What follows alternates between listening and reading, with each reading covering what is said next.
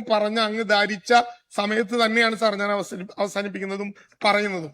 അങ്ങ് ഇടയിൽ കയറി നടത്തുന്ന ചില കമന്റുകൾ വളരെ മോശപ്പെട്ട വിധത്തിലുള്ള നിലപാടുകൾ ഉണ്ടാക്കുന്നുണ്ട്, ട്രോളിംഗ് ഉണ്ടാക്കുന്നുണ്ട്. ഞാൻ അങ്ങയോട് പറഞ്ഞതാണ്, നേരത്തെ ശ്രീ രാജൻ അങ്ങ് വോക്കൌട്ട് പ്രസംഗത്തിനകത്ത് ചെയറിനെ അവമാനിക്കുന്ന ഒരു പണി പറ്റില്ല.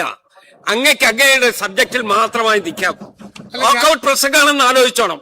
ആ വോക്കൌട്ട് പ്രസംഗത്തിൽ ചെയ്യേണ്ട നടപടിക്രമം അങ്ങക്കറിയാം. അതിൽ നിന്ന് അങ്ങ് ഡീവിയേറ്റ് ചെയ്ത് ദയവായി പോകരുത്. ഞാൻ അങ്ങയുടെ ഞാൻ പറയും സാർ, അതെന്റെ അവകാശമാണ്. ഈ സഭയിലെ ഒരു അംഗത്തിന്റെ അവകാശമാണ്. അങ്ങുൾപ്പെടെ നയിക്കുന്ന ഈ സഭയുടെ എല്ലാ മാനദണ്ഡങ്ങളും കേന്ദ്രീകരിച്ചും പാലിച്ചുമാണ് ഞാൻ മുന്നോട്ട് പോകുന്നത്. ഞാനതുകൊണ്ട് കേന്ദ്ര ഗവൺമെന്റിന്റെ സഹായം കിട്ടിയാൽ കൊടുക്കും എന്നൊരു നിലപാട് സ്വീകരിക്കുന്നത് ശരിയായ ഒരു നടപടിയല്ല ഈ ഗവൺമെന്റിനെ സംബന്ധിച്ചിടത്തോളം. നെല്ല് സംഭരണത്തിന്റെ വിഷയത്തിലും കേന്ദ്രം ഇതുപോലെ പണം തരാത്ത അവസ്ഥ ഉണ്ടാകുന്നുണ്ട്. ഇക്കാര്യത്തിലും കേന്ദ്രം പല കാര്യത്തിൽ നമ്മളെ ബുദ്ധിമുട്ടിക്കുന്നത് പോലെ സമയാസമയത്ത് അത് കൊടുക്കാതെ വന്നാൽ അത് നിർബന്ധമായും കൊടുക്കുമെന്ന് ഉറപ്പാണ് കേരളത്തിലെ മത്സ്യത്തൊഴിലാളികൾ പ്രതീക്ഷിക്കുന്നത്. കേന്ദ്ര ഗവൺമെന്റിൽ നിന്ന് അത് കിട്ടിയാൽ കൊടുക്കും എന്ന് പ്രഖ്യാപിക്കുന്നതും 6000 രൂപ പോകുന്ന പോക്കിലാണ് എന്നുള്ളത് കൊണ്ട് അത് കൊടുക്കാനാകില്ല എന്ന നിലപാടെടുക്കുന്നതും നിലവിൽ കേരളത്തിലെ മത്സ്യത്തൊഴിലാളികളെ സംബന്ധിച്ചിടത്തോളം വളരെ ആശങ്കയുണ്ടാക്കുന്ന പ്രശ്നമാണ്.